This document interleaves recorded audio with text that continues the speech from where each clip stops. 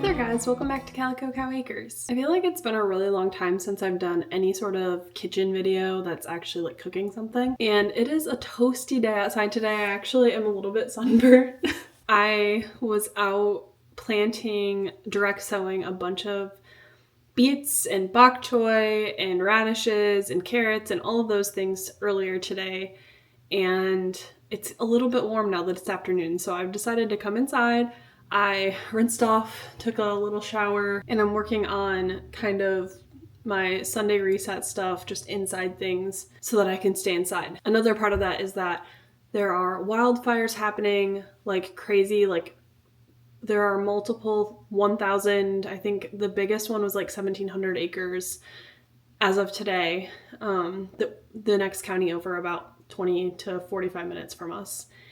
And we are getting a lot of the smoke from that. It's very hazy outside, and we are under like a code red and code orange. It's flipping back and forth as far as air quality goes. And so my breathing has not been the best. So if I sound out of breath, that's why. I also still have some lingering flu symptoms. My nose is still a little bit stuffy and I still have a bit of a cough.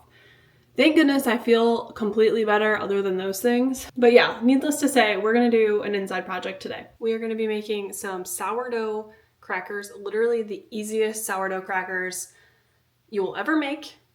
I wouldn't make them if they weren't the easiest and the quickest to make, because I ain't got time to roll out cracker dough and then have it disappear in 3 minutes once it comes out of the oven. So, easiest, quickest sourdough discard cracker recipe you'll ever make, and it tastes like Cheez-Its. I've had a lot of health issues in the last year or two, and I've told you guys about a couple of them. There's just a lot of other stuff going on kind of behind the scenes that I haven't really talked about yet. And because of that, I'm gonna be trying to make some dietary changes as well as other lifestyle changes. And part of that is gonna be embracing sourdough things a little bit more, because most of the time I make just standard yeast dough, whatnot. So I've been working on practicing with sourdough a little bit more, and that journey is gonna take a whole left turn, but I'll explain that in a little while. First, let's make the cracker recipe.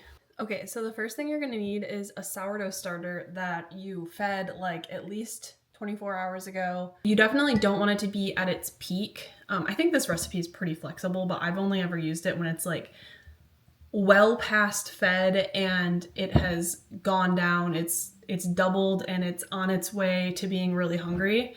It's easier to spread it thin for crackers when it's runny like this. I have 2 sourdough starters. I'm gonna mix them together, but I feed them separately because they have different names. That's literally the only reason. I just like that they have different names. So I had one previously that I've had for a long time, and I kind of just picked it back up again around Christmas time. This is Dolores. That's the one I've had for forever. And then for the holidays, Christmas, one of our subscribers turned friend sent us another one of her dehydrated starters. I still have some left, actually. I saved some in case I ever ruin the current batch that I've got. I think hers, if I'm remembering correctly, Megan, you'll have to let me know in the comments. I think hers is named Wren, but I named mine from her Britney Spears. So we have Dolores and Britney Spears, and we're gonna make crackers with them. The recipe, and I eyeball this, but there is an actual recipe that I've kind of come up with for like the ideal cracker, but I don't actually follow it exactly. I just do my own thing, which I think we're actually gonna be pretty close to what we need here. So we're gonna start with 1.5 cups of sourdough starter. I'm gonna pour a little into new jars to feed and keep going with it, because I do not like having to keep using like a crusty jar over and over. So I pour it into fresh jars first. I don't measure it. I just eyeball it until it looks like pancake batter when I feed it. And then we're gonna pour the rest into a bowl.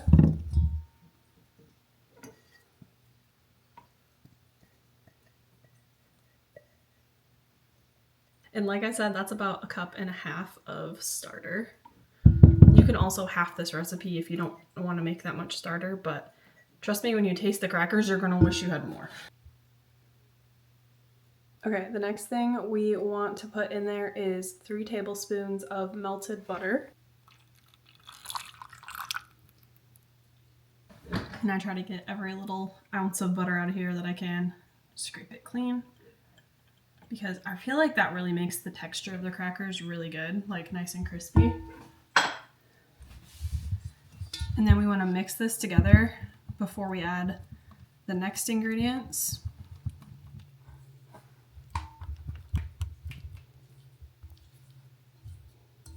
All right, ingredient 3 of 4. 3/4 roughly of a teaspoon of salt. Mix it in really well. Okay, and then the last ingredient is some cheese. This is off of a 5-pound block of cheese from our local salvage grocery store, and I have most of it in the freezer because we just don't go through it that quickly, but I kind of kept this little brick in the fridge, and I just like whenever I want to make these crackers or we make breakfast sandwiches or something, I'll just take a little bit off of this block. And we are gonna grate this. You can use either a normal grater or a microplane. I really prefer the texture of the crackers when I use a microplane. I feel like it works itself into the dough better. It just like melts more evenly. So I'm gonna use that. And you wanna use 3/4 of a cup. I can't remember if I already said that, but I am gonna eyeball it like I do with everything. You could use any cheese for this. You could add Parmesan, mix it with cheddar, really any cheese that you want. I've only ever used this because it turns out really good every time. I feel like I need to get down here.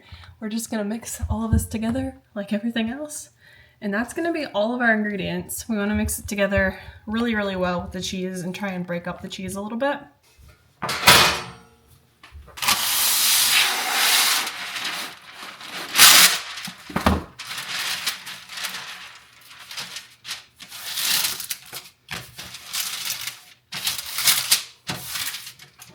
I use my big baking tray for this, and it is probably like 14 by 20, just to give you like a scale reference. That's not exact, that's me guesstimating, but it's a pretty big tray. We should probably preheat the oven. We're gonna do it at 325, and then we're just gonna pour this kind of evenly distributed across this. Scrape out the rest of it. And I just like tip it around on the tray and get it as thin as I possibly can. Okay, you can see we've got a couple little cheese chunks in there, but that's fine. Those will melt and kind of even out. But you want to get this as thin as you possibly can. It's like very, very thin. Once that preheats, we're gonna pop those in the oven. Okay, it's preheated. Just gonna throw it. Oh. Forgot my cast irons are in there. Taylor has been gone for like 10 days on a work trip, so I've been doing all of the random tasks that I never get around to when we're doing big projects. Reseasoning my cast irons was one of those things, and I forgot they were in the oven. Now let's put this in the oven. We're gonna set a timer for 10 minutes. While that is in the oven for the first 10 minutes, I'm gonna feed my sourdoughs that I put in the new jars, Dolores and Brittany. Just put some water in them. When I'm not feeding my sourdough to make a specific recipe and make sure I have enough, I'm just feeding it for like maintenance. I don't measure it, I just eyeball it and I make it like a thick pancake batter. But I figure let's talk about the health stuff that I mentioned and some of the changes I'm gonna be making while I do this. I've been working on and off with just regular sourdough with my unbleached white flour, all-purpose flour for like years on and off at this point. I've never really like kept up with it. I enjoy it as more of a novelty and it's fun to do. I like using it for discard recipes more than actually baking sourdough bread because Taylor doesn't really like sourdough bread and I cannot eat loaves and loaves of sourdough bread on my own. So it's something I've picked up and put down over the years, but I think it's something that I'm gonna try and really embrace going forward, at least as like a trial period. So this week I ordered a grain mill, and I am going to be starting to experiment with fresh milled flour, whole grain things, specifically using whole grain fresh milled flour to make as many of my like bready, whatever bready items that you make with flour. So obviously bread, pastas eventually is the goal, and just like anything else you can kind of think of. Probably later this week, I'm going to start transitioning one of these starters to be a whole wheat starter. I currently have some wheat berries, but my next Azure order is going to be primarily a variety of wheat berries for different things, because different wheat berries, as far as my research goes, are good for different types of baked goods. And basically what I'm trying to do is eating more protein, which I've been working on that process for like the last 3 to 4 months, I'd say. And I'm actually feeling a lot better because of that, but kind of just focusing on meals that are a little bit simpler for my anxiety and mental health, because I'm just like so busy with everything that's going on in our life. I don't have time to do elaborate meals all the time, so more like meat and a few veg, and really trying to balance protein, carbs, fats, fiber, all that kind of stuff. Finding that balance. And the reason for that, part of the reason for that, is I have PCOS and my body has not been happy with me the last couple of years for all of the stress and whatnot that I've kind of put it through, and it's really starting to take a toll, and the symptoms that I'm having are becoming a lot more persistent, and it's just not fun. So I'm trying to add in some more fermented foods. I've got some pickles fermenting over here that I made yesterday, and some, technically it's sauerkraut, but I'm calling it a coleslaw because it's like a mixture of things. It's like a coleslaw that I'll have with some barbecue chicken. And with that is sourdough. So one of the main things that usually recommended when you have PCOS symptoms is to kind of limit your carb intake. And as someone who is an extremely picky eater, has texture issues, and was vegetarian for 5 years, a lot of our meals are like quite carb based, even if I do try to balance it. And so I just have a really hard time. Like, I'm still trying to learn to like my veggies. And yeah, so that's kind of tough for me. I just want to go about eating any carb situation in like the most beneficial for me way possible. And the way I see that is whole grain, fresh milled sourdough. So I'm getting the balance of nutrients, and it's a fermented food and all that kind of stuff. Overall, just trying to balance things a little bit. So that's kind of the whole food changes spiel that I was talking about at the beginning. But I think our crackers are about ready to be pulled out of the oven for the first round. So let's go do that.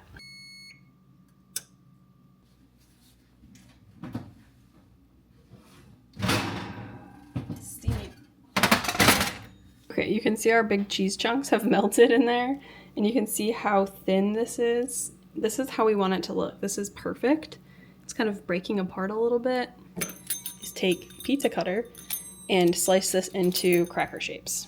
It doesn't have to be perfect. You can be more strategic with it than I am. But these get eaten so quickly, at least when both Taylor and I are here, that I don't even bother.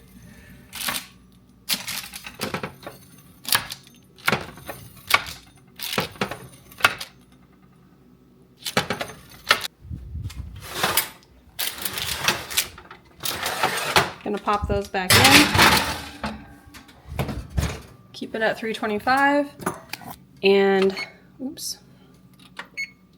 And we're gonna do at least 20 minutes. We might do like 25 to 30, depending on how crispy we want them. And that's just something that you kind of have to eyeball and see if you want them more crispy, less crispy. I like them decently crispy because my favorite Cheez-Its are the extra toasty Cheez-Its. So I leave them in for a little bit longer, but really like once they're golden, then they're good to go. All right, we're gonna take Brittany and Dolores, put them in the fridge.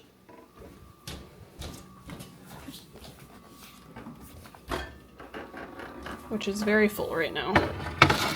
20-minute timer just went off. We're gonna peek at these. It's a little hot in there. All right, so you can kind of see that they're more golden on one side than the other. Those ones are a little bit thicker because I didn't spread it like perfectly. So I'm actually gonna rotate this side of my oven's hotter and then leave it in there for at least 5 more minutes, probably 10.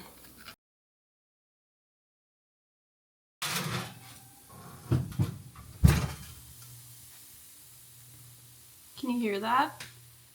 All right, these ended up being in there for about another 30 minutes total. So I think overall they cooked for like 40 minutes. But you can see those blobs of cheese are nice and golden now. The crackers are nice and crispy. They're really hot. They separate naturally for the most part on their own. Some of these ones didn't do very well, but that's okay.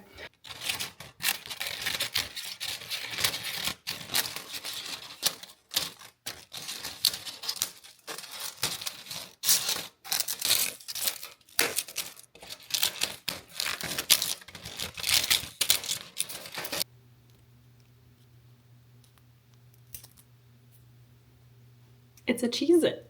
It's a homemade sourdough Cheez-It. The flavor varies every time I do it, but for the most part, they give Cheez-It vibes for sure. And honestly, I am like one of those people who are like, the off-brand things do not taste like the original things. Like, Aldi Cheez-Its are not Cheez-Its, in my opinion. They don't taste the same. These things taste like Cheez-Its. At least with the cheese and stuff that I use. So no promises that yours are going to, but they're really good either way. So I'm just gonna put these in a mason jar, and then I'm gonna save most of them for when Taylor gets home tomorrow, and which he'll be home by the time you see this. They last for several days, if not longer, in one of these jars. You could easily make like a quadruple batch of this and cook them all at once, bake them all at once in the oven if you have space in your oven. I know this video is not 5 minutes long, but when I'm making these just on my own and I'm not filming it to like walk you through it, it's seriously like 5 minutes of hands-on time total. Like, I'm not kidding when I say this is the easiest, quickest sourdough cracker recipe. It's not the quickest as far as baking goes. I don't know how long other crackers bake, but in my opinion, the hands-on time for this is definitely the best as far as a cracker recipe. Any cracker recipe that I have ever attempted. Taylor could demolish this in like 10 minutes, seriously. The key is that I didn't have to make a huge mess in my kitchen by rolling out dough, and I didn't have to spend like 20 minutes making the dough, so. I make these fairly often, so I'll just save this parchment and I'll use it probably like 5 or 6 times so that I don't have to waste parchment every time that I use it. Once it starts getting really brittle, I'll replace it, but I reuse it as many times as I can.